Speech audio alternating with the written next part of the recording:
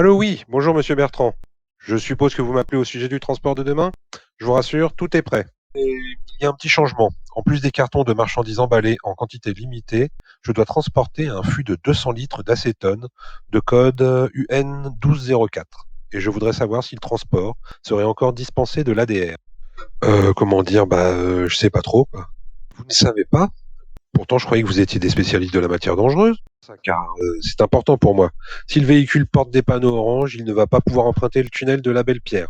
Ça rallonge le parcours de 100 km quand même, c'est pas rien. Ah ouais, mais pourquoi? Mais enfin, c'est évident, le tunnel de la Belle-Pierre est classé en catégorie E, tout le monde le sait. Ah oui, et alors?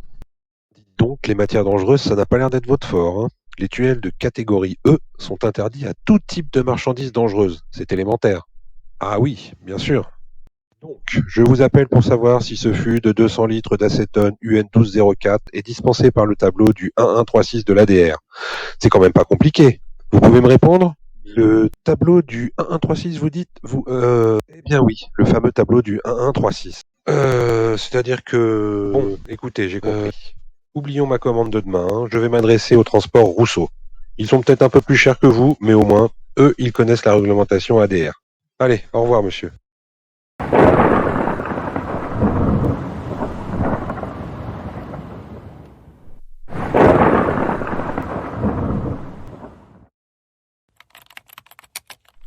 Salut Jean-Pierre, je passais dans le coin. Je me suis dit que j'allais dire un petit bonjour à la concurrence. Monsieur Rousseau des Transports Rousseau.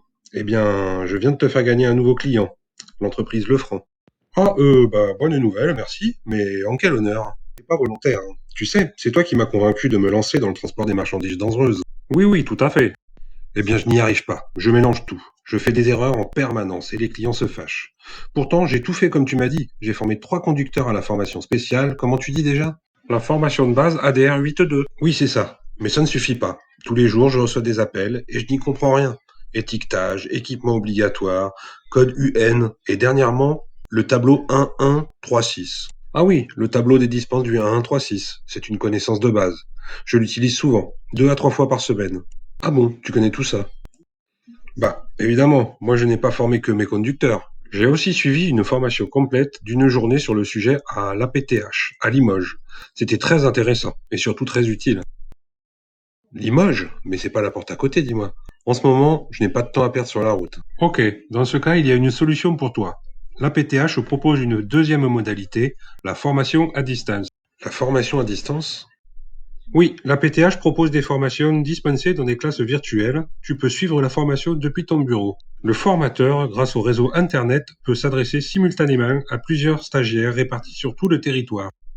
Ah, c'est déjà mieux. Mais le problème, c'est qu'en ce moment, je ne peux même pas me libérer une journée complète. C'est impossible. Pour toi, je ne vois qu'une solution. Alors, utilise le troisième mode proposé par la PTH, la formation en e-learning. Tu te formes où tu veux de manière totalement autonome, quand tu veux et à ton rythme. La formation est découpée en plusieurs modules que tu peux suivre sur plusieurs jours quand tu as le temps.